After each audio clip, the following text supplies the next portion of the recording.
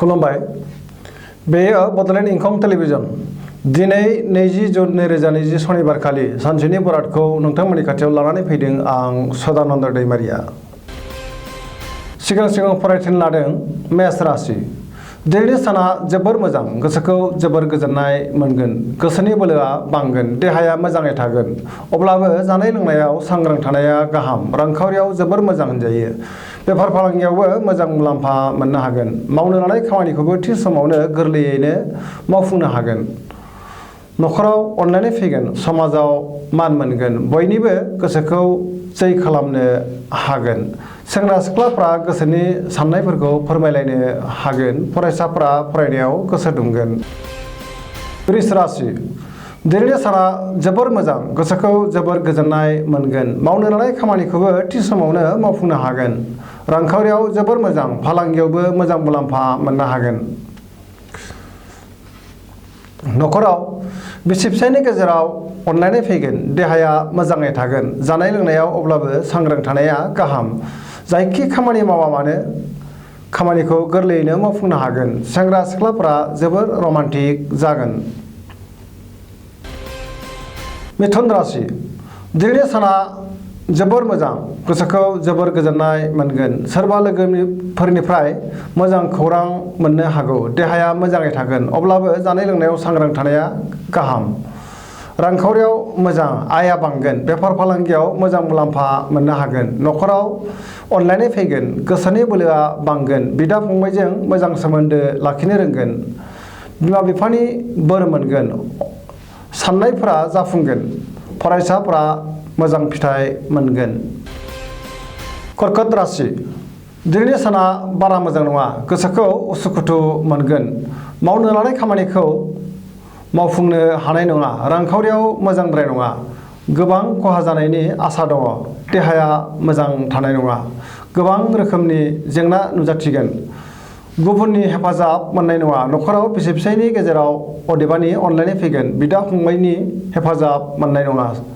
फरायसाफ्रा मोजां खौरां मोनगोन। सोरबा लोगोजों खहा खालामनो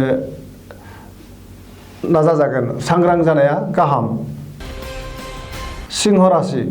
दिनैनि साना बारा मोजां नङा, गोसोखौ जोबोर लोरबां मोनगोन।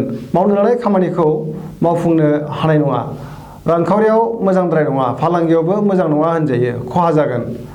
नखराव अदेबानि अनलायनाय फैगोन, गोसोनि बोलोआ बांगोन। खामानि मावनो बानाय फैगोन, गोसोनि साननायफोरा जाफुंनाय नङा। समाजाव मान मोनगोन। नखराव बिसि फिसायनि गेजेराव अनलायनाय फैगोन। बिदा फंबायजों एना एनि जानो हागौ। कन्या राशि। दिनैनि साना जोबोर मोजां, गोसोनि बोलोआ बांगोन। गोसोखौ जोबोर गोजोननाय मोनगोन। गोबां खामानि मावनो गोसो दुंगोन। समाजाव गोबां मान मोनगोन। गुबुनजों गोरोबनानै गोबां खामानि मावनो हागोन। गुबुननि गोसोखौ बोनो हागोन। सोरबा लोगोफोरनिफ्राय मोजां खौरां फैगोन।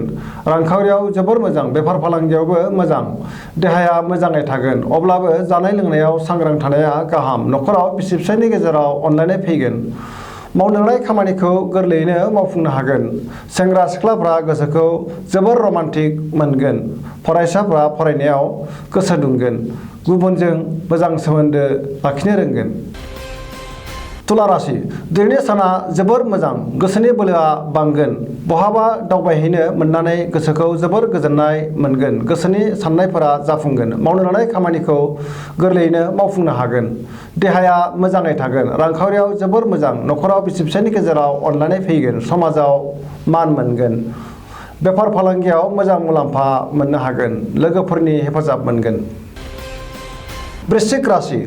दिनैनि साना जोबोर मोजां, गोसोखौ जोबोर गोजोननाय मोनगोन। सोरबा लोगोफोरनिफ्राय मोजां खौरां मोननो हागौ।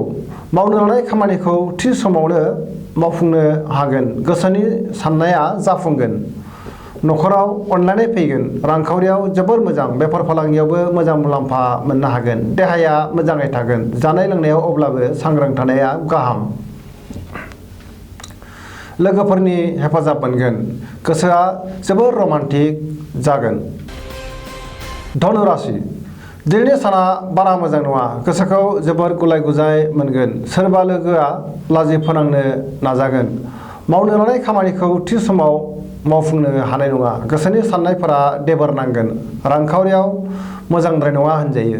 बेफार फालांगियावबो खहा जानो हागौ। समाजाव अदेबानि मान मोननो हागोन। देहाया मोजाङै थानाय नङा। गोबां रोखोमनि देहायारि जेंना नुजाथिगोन। न'खराव अनलायनाय फैगोन। फरायसाफोरा फरायनायाव गोसो दुंगोन। सेंग्रा सिख्लाफ्रा गावबा गावनि गोसोनि साननायखौ फोरमायलायनो हागोन आरो जोबोद रमान्टिक जागोन। मकर राशि। दिनैनि साना बारा मोजां नङा। गोसोखौ जोबोर आला-खाला आरो गुलुं-गुजुं मोनगोन। गोजोननि आंखाल जागोन। देहाया मोजां थानाय नङा। जानाय लोंनायाव सांग्रां थानाया गाहाम। रांखावरियाव जोबोर मोजां। मोननो गोनां धोनखौ दिनै मोननो हागोन। बेफार फालांगियाव मोजांद्राय नङा। न'खराव अनलायनाय फैगोन। गोसोनि बोलोआ लोरबां जागोन। समाजाव अदेबानि मान मोननो हागोन। गोसोखौ सेंग्रा सिख्लाफ्रा जोबोर रमान्टिक मोनगोन। कुम्भ राशि। दिनैनि साना जोबोर मोजां। गोसोखौ जोबोर गोजोननाय मोनगोन। मावनो लानाय खामानिखौ थि समाव मावफुंनो हागोन। समाजाव मान मोनगोन। रांखावरियाव जोबोर मोजां।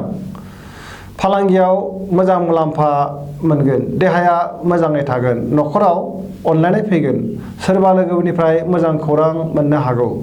गोसोनि साननायफोरा जाफुंगोन। सेंग्रा सिख्लाफोरा जोबोर रमान्टिक जागोन। गोसोनि साननायखौ फोरमायलायनोबो हागोन। मीन राशि। दिनैनि साना जोबोर मोजां। बहाबा दावबायहैनानै गोसोखौ जोबोर गोजोननाय मोनगोन। गोसोनि बोलोआ बांगोन। गावनि साननायखौ गुबुननो फोरमायलायनो हागोन। देहाया मोजाङै थागोन। रांखावरियाव मोजां होनजायो। मोननो गोनां धोनखौ मोननो हागोन। बेफार फालांगियाव जोबोर मोजां। न'खराव अनलायनाय फैगोन। मावनो लानाय खामानिखौबो थि समावनो मावफुंनो हानानै गोसोनि बोलोआ बांगोन। हान्थिनायनि गोदान खाबु फैनो हागौ। दिनैनि राशि फरायथिनाया एसेनोसै। जोबनायाव बेखौनो खावलायो जाहाथे नोंथांमोना जोंनि बे बड'लेण्ड इंखं टेलिभिजनखौ साबस्क्राइब खालामो आरो सानफ्रामबो नायबाय थायो। एसेनोसै। गोजोन्थों।